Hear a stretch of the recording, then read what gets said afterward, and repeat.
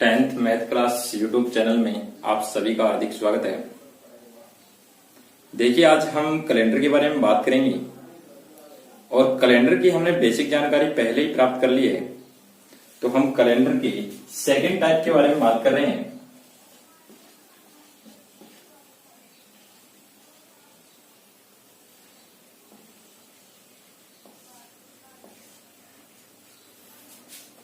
जो हमने कैलेंडर के बारे में जानकारी प्राप्त की थी उसमें हम महीनों के कोड और सन, लीप वर्ष और साधारण वर्ष दोनों की जानकारी प्राप्त कर ली है और हम कैलेंडर को 4 पार्टों में पढ़ रहे थे।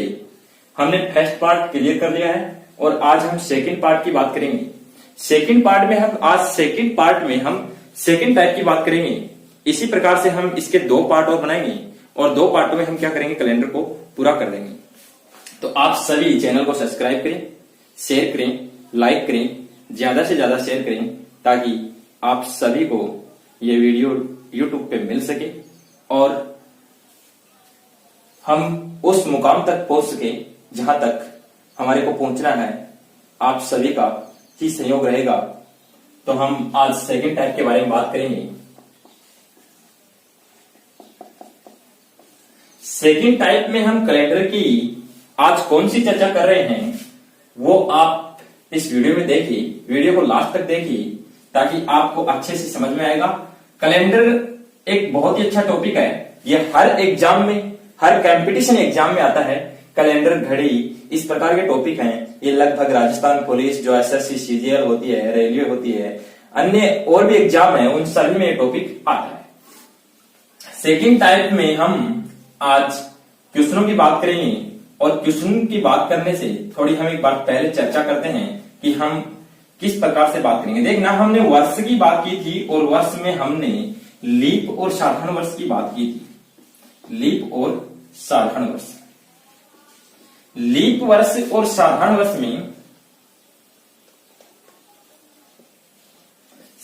वर्ष में हमने कुछ चर्चा की थी कि लीप वर्ष में 366 दिन होते हैं और साधारण वर्ष में 365 दिन होते हैं। देखना, एक बार फिर से समझना इस बात को। मैंने बताया कि लीप वर्ष में 366 दिन होते हैं और साधारण वर्ष में 365 दिन होते हैं, लेकिन इसमें जो ओड डेज होते हैं, ओड डेज, उनकी संख्या 2 होती है और इसमें जो ओड डेज है उनकी संख्या 1 होती है। कितनी होती है? 1 होती है। लीप वर्ष में ओड डेज की संख्या 2 होती है और साधारण वर्ष में ओड डेज की संख्या कितनी होती है? 1 होती है। देखो, ये ओड डेज है, इसकी चर्चा हम बार बार क्यों कर रहे हैं? क्योंकि जो भी क्वेश्चन बनता है कैलेंडर में, लगभग ही क्वेश्चन ओड डेज पे ही निर्भर रहते हैं। तो इसलिए हम क्या कर रहे हैं, ओड डेज की चर्चा कर रहे हैं। ओड डेज के माध्यम से ही हम क्या करेंगे, बार को आगे या पीछे समझ पाएंगे कि ये कौन सा वार है और ये पीछे वाला कौन सा वार है। इसके ऊपर हम कुछ क्वेश्चन लेकर आए हैं, उन क्वेश्चनों को क्या करेंगे, आज सरल करेंगे। तो आप वीडियो को लास्ट तक देखें। देखना, क्वेश्चन लेते हैं। हम वही क्वेश्चन ले रहे हैं जो एग्जाम में बार बार रिपीट भी हो चुके हैं और बहुत बार एग्जाम में आ चुके हैं। हमारे पास क्वेश्चन है 18 अप्रैल 2009 को शुक्रवार है।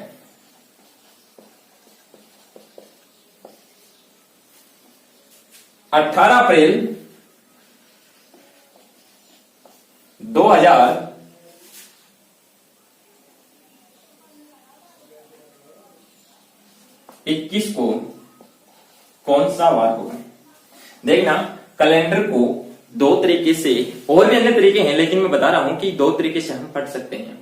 एक तो हम कोड के माध्यम से पढ़ सकते हैं, जिनमें हमारे कोड याद रखने पड़ेंगे और कोड से हम क्या कर सकते हैं, वार निकाल सकते हैं। एक हम कैलेंडर को बेसिक तरीके से ही पढ़ सकते हैं, उसमें कोई कोड की आवश्यकता नहीं रहती है, सिर्फ महीने के कोड हैं जो ओड डेज आते हैं उनमें, उन्हीं को याद रखना है। अगर इस वीडियो में कुछ दिक्कत आती है तो आप कमेंट के माध्यम से जरूर बताएं और अगर इन क्वेश्चनों को समझना है तो आप एक बार पीछे का जो वीडियो है उसको रिपीट करें, एक बार फिर से देखें।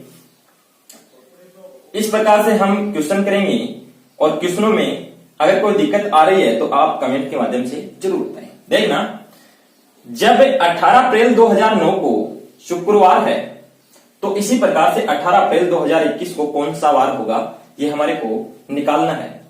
एक बार छोटी सी बात करते हैं, यहां पे छोटी चर्चा करते हैं कि हम इस प्रकार के क्वेश्चन आएंगे तो कौन सा तरीका यूज में लेंगे और क्वेश्चनों को किस प्रकार से हल करेंगे, वो सभी बातें देखना।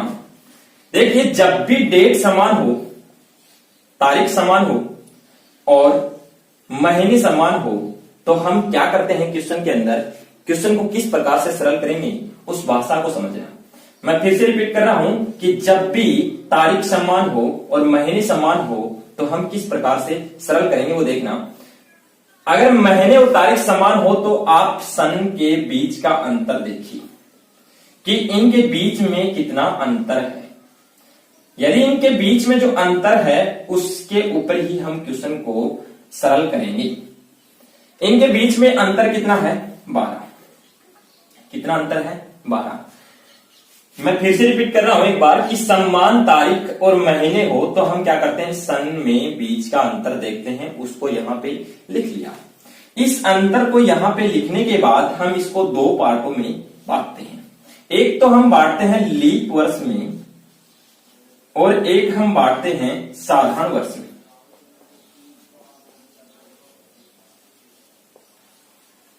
साधारण वर्ष में देखना, इस सन को जो ये वर्ष हैं कुल, इनको हम एक तो लीप वर्ष में एक साधारण वर्ष में बांट रहे हैं, क्योंकि 2009 से 21 तक अगर चलोगे आप तो यहां पे ये तो है नहीं कि यहां पे लीप वर्ष नहीं आएगा, यहां पे लीप वर्ष भी आएगा, साधारण वर्ष भी आएगा। तो हम क्या कर रहे हैं, इस 12 महीने को क्या करेंगे, इन 12 सालों को क्या करेंगे, हम लीप वर्ष और साधारण वर्ष में बांट लेते हैं। अब देखना, 2009 से 21 तक अगर चलते हो आप तो कौन कौन सी ऐसी सन है जो लीप सन आती हैं, लीप वर्ष आते हैं। देखना, 2009 के बाद 2010 आता है, 2011 आता है, 2012 लीप वर्ष है, 2012 लीप वर्ष है, 2013 आता है, 2014 आता है, 2015 आता है, 2016 आता है लीप वर्ष, 2016 लीप वर्ष। आगे देखना, 2017 आता है, 2018 आता है, 2019 आता है और 2000 वापस 20 क्या जाएगा, लीप वर्ष। हमारे को 21 तक चलना है, 2021 क्या जाएगा, साधारण वर्ष। देखना हमारे पास कितने लीप वर्ष आ रहे हैं, 1 2 3। तो हम क्या करेंगे, यहां पे लीप वर्ष 3 रखेंगे। आप वैसे भी अनुमान लगा सकते हैं कि अगर इसके अंदर हम क्या करेंगे, दिमाग से सोचेंगे तो हम फटाफट कर सकते हैं ये काम कि 2012 आएगा, 16 आएगा, 2020 आएगा, तो हमारे पास 3 क्या आ गए, लीप वर्ष आ गए। तो हम लीप वर्ष को यहां पे रख लेंगे। इसी प्रकार से हम क्या करेंगे, साधारण वर्ष जो बच गए वो क्या हो गए, 9 साधारण वर्ष आ गए। क्या आ गए, साधारण वर्ष आ गए। देखना, मैंने ये बात पहले भी चर्चा की है कि लीप वर्ष में जो ओड डेज होते हैं, जो अतिरिक्त दिन आते हैं, उनकी संख्या कितनी होती है, 2 होती है। और जो साधारण वर्ष होता है उनमें ओड डेज अतिरिक्त दिन होते हैं, उनकी संख्या कितनी होती है, 1 होती है। तो हम लीप वर्ष को 1 से गुना करेंगे, 2 से गुना करेंगे कि अतिरिक्त दिन कितने होते हैं, 2 होते हैं, और इनको 1 से गुना करेंगे। यहां पे 6 आएगा और यहां पे 9 आएगा, इन दोनों को जोड़ देंगे और जोड़ के क्या करेंगे, 7 का भाग दे देंगे। यहां पे कितना आ जाएगा, 15 और 7 का भाग देंगे तो हमारे पास कितना बचेगा, 1। जो अतिरिक्त दिन है, जो ऑड डेज है, वो हमारे पास कितना आ गया, 1। तो हम जो शुक्रवार है उससे एक बार क्या चलेंगे, आगे चलेंगे। तो हमारे पास यहां पे क्या आ गया, हमारे पास यहां पे क्या आ गया, देखना, यहां पे शनिवार आ गया, यहां पे शनिवार आ गया। एक बार इसी क्वेश्चन को फिर से रिपीट कर रहे हैं, क्योंकि अगर हम इस टाइप का एक ही क्वेश्चन समझ लेंगे तो ये समझ लीजिए कि आपके कैलेंडर का लगभग आपके 50% पार्ट समझ में आ गया। लगभग 50% पार्ट समझ में आ गया, क्योंकि बेसिक जानकारी हमने प्राप्त कर ली है और हम सेकंड टाइप के बारे में बात कर रहे हैं। तो हम इसमें भी क्वेश्चनों की चर्चा की है, क्वेश्चन भी वो ले रहे हैं जो एग्जाम की दृष्टि से बहुत ही महत्वपूर्ण क्वेश्चन है। हम एक बार फिर से समझते हैं कि जब भी डेट समान महीने समान हो तो हम क्या करते हैं, वर्षों में अंतर देखते हैं। वर्ष का जो अंतर है उसको यहां रखेंगे। इसमें लीप वर्ष और साधारण वर्ष निकालेंगे। लीप वर्ष इस प्रकार से निकालते हैं, आप अनुमान वैसे भी लगा सकते हैं कि आप सीधे तरीके से भी अनुमान लगा सकते हैं कि लीप वर्ष यहां से गिनेंगे आप, तो अगर 9 के बाद कौन सा आएगा, 10 भी नहीं आएगा, 11 भी नहीं आएगा, 12 आएगा, फिर 16 आएगा, फिर 20 आएगा। जो लीप वर्ष है उनको रख लेंगे यहाँ पे, और जो साधारण वर्ष बचेंगे उनको निकाल के इधर रख लेंगे। इनको 2 से गुना करेंगे क्योंकि ओड डेज है उनकी संख्या 2 होती है, ये पीछे अभी चर्चा की है। और इसमें कितनी होती है, 1 होती है। अतिरिक्त दिन 6, यहाँ पे कितने हो जाएंगे, ये गुणा करेंगे, मल्टीप्लाई करेंगे 2 से तो 6 आ जाएंगे। यहाँ पे कितने आ जाएंगे, 9, और जोड़ करेंगे 7 का भाग देंगे। ओड डेज कितने आ गए, 1, और अतिरिक्त दिन 1 आता है तो हम इस वार से 1 आगे दिन चलेंगे, शनिवार आ जाएगा। इसी प्रकार से देखना आगे हम अगला क्वेश्चन ले रहे हैं। आपके दिमाग में ये चल रहा होगा कि क्वेश्चन थोड़ा सा बड़ा बन रहा है। अगर आपको ये पता चल गया कि लीप वर्ष और साधारण वर्ष क्या होते हैं और इसमें कौन कौन से लीप वर्ष होते हैं, कौन कौन से साधारण वर्ष होते हैं। लीप वर्ष वो होते हैं जो 4 से डिवाइड किए जाते हैं, और साधारण वर्ष होते हैं जो 4 का भाग पूरा पूरा नहीं जाता है। तो हम क्या करेंगे, लीप वर्ष और साधारण वर्ष क्या होने चाहिए, ध्यान में होने चाहिए। फिर ये क्वेश्चन बहुत ही शॉर्ट तरीके से बन सकता है। देखना, इस क्वेश्चन को थोड़ा सा और सरल भाषा में लिखते हैं। क्वेश्चन देखिए, अगला क्वेश्चन है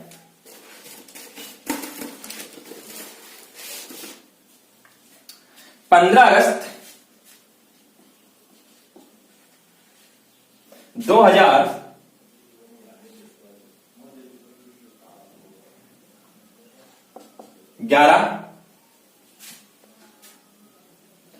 को रविवार है, को रविवार है।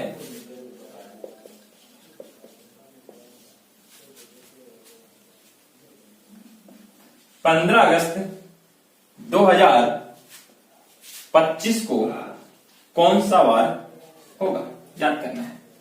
देखिए एक बार फिर से रिपीट कर रहे हैं, 15 अगस्त 2011 को रविवार है। अगर क्वेश्चन ध्यान से पढ़ लिया तो आगे दिक्कत नहीं आएगी।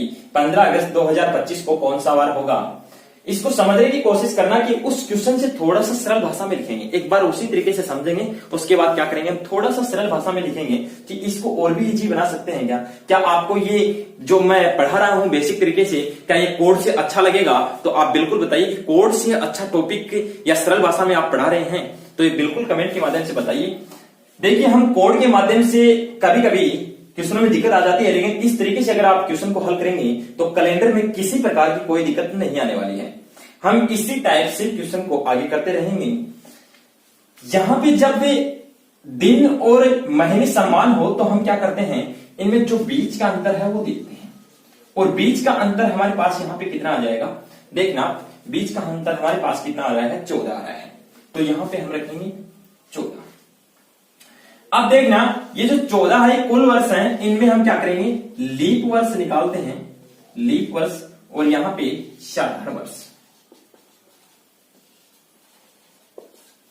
लीप वर्ष और साधारण वर्ष कैसे देखते हैं, देखो 11 के बाद में 12 आएगा, जो 12 है वो क्या है, लीप वर्ष है। 13 भी नहीं है, फिर 14 भी नहीं है, 15 भी नहीं है, 16 आएगा, फिर 16 के बाद में 17 भी नहीं है, 18 भी नहीं है, 19 भी नहीं है, 20 आएगा, फिर 21 भी नहीं है, 21 भी नहीं है, यहां से चल रहे हैं, 21 भी नहीं है, 22 भी नहीं है, 23 भी नहीं है, फिर 24 आएगा।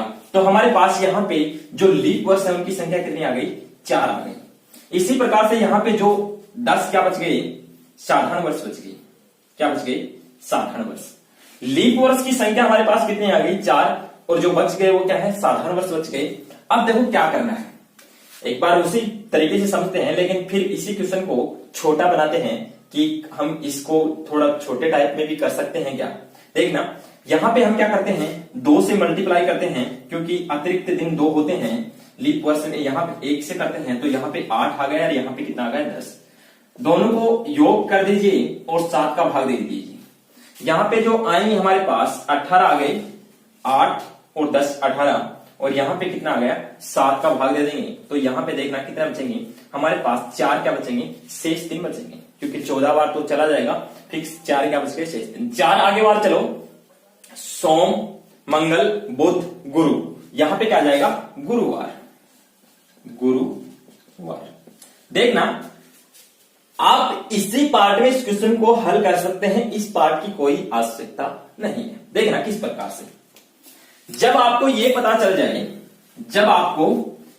चल जाए कि लीप वर्ष कितने हैं, तो ये और भी थोड़ा इजी हो सकता है। कुल वर्ष से देखने हैं कि यहां पे जो अंतर है वो कुल वर्ष से कितने बचते हैं। यहां जो अंतर बच रहा है 14 है। इसमें से आपको ये पता होना चाहिए कि लीप वर्ष की संख्या कितनी है, 4 है। ये हम यहां से निकाल लिए हैं कि 12 आएगा, फिर 20 आएगा, 16 आएगा, फिर 20 आएगा, फिर 24 आएगा, तो हमारे पास कितने हैं, 4 आ गए लीप वर्ष। अब लीप वर्ष हैं, उनको न तो 2 से मल्टीप्लाई करना है न और कुछ करना है, डायरेक्ट इसमें जोड़ दीजिए, तो हमारे पास 14 और 4 कितने हो गई, 18, और इसमें 7 का भाग दे दीजिए, तो हमारे पास क्या बचेंगे, 4 शेषफल बचेंगे। जो ओड डेज हैं वो कितने बचेंगे, 4, और ओड डेज को हम अतिरिक्त दिन है उनको आगे जोड़ेंगे इसमें, तो सोम, मंगल, बुध, गुरुवार क्या आ जाएगा, हमारा अगला वार आ जाएगा। इस क्वेश्चन को थोड़ा सा इजी भाषा में समझ लिया और थोड़ा सा टाइम हमारा बच सकता है, क्योंकि एग्जाम में जो टाइम होता है वो बहुत ही कम होता है। तो यहां से हमने अंतर निकाला, अंतर में यहाँ पे देख लिए कि कितने लीप वर्ष होते हैं, वो डायरेक्ट जोड़ो और भाग दीजिए, और हमारे पास जो ओड डेज बनते हैं उनको आगे जोड़ दीजिए, तो हमारे पास क्या आ जाएगा, गुरुवार आ जाएगा। इसी प्रकार से अगला क्वेश्चन करते हैं।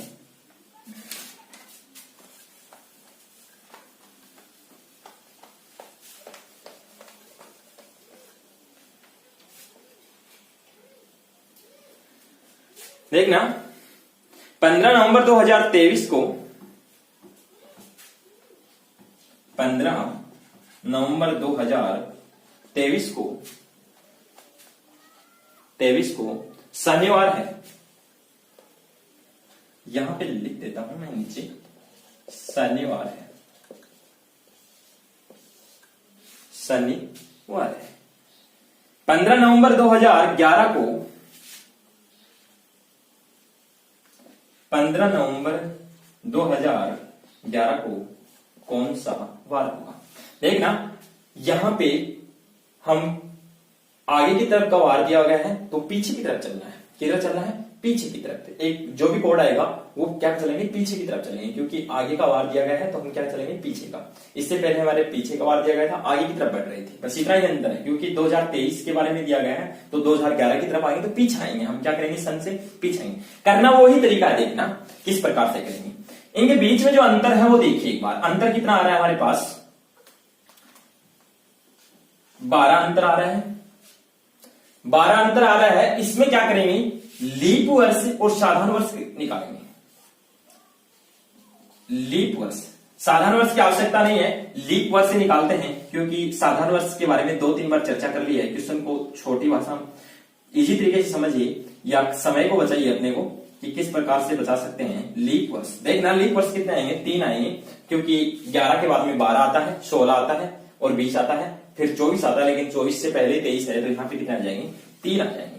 इन दोनों को जोड़ दीजिए तो हमारे पास क्या आ गया, 15, और 15 के अंदर अगर 7 का भाग देंगे तो 1 आएगा, और 1 क्या है, अतिरिक्त दिन है, ओड डेज है। देखो कितनी, मात्र 1 मिनट भी नहीं लग रही है क्वेश्चन में सरल करने में, मात्र 1 मिनट भी नहीं लग रही है। ओड डेज, और ओड डेज यहाँ पे निकालने के बाद हम क्या करेंगे, एक बार क्या चलेंगे, पीछे चलेंगे, तो शनिवार से पीछे चलेंगे, कौन सा वार आ जाएगा, शुक्रवार। इसी प्रकार से हम अगली जो टाइप लेके आएंगे वो 3rd टाइप लेके आएंगे, उसके बाद हम 4th टाइप की बात करेंगे। तो आप बिल्कुल आसान भाषा में कैलेंडर को समझते रहिए, वीडियो को आगे से आगे बढ़ाइए, शेयर कीजिए। आपसे यही रिक्वेस्ट है, मेरे जितने भी साथी मित्र हैं और जितने भी जानकार मित्र हैं या जो भी हमारे इस चैनल को देख रहे हैं, उनसे यही रिक्वेस्ट है कि आप चैनल को आगे बढ़ाइए और सब्सक्राइब और शेयर कीजिए, ताकि यह चैनल हम लाइव के माध्यम से भी आपको पढ़ा सकें। आपसे यही रिक्वेस्ट है। थैंक यू, धन्यवाद।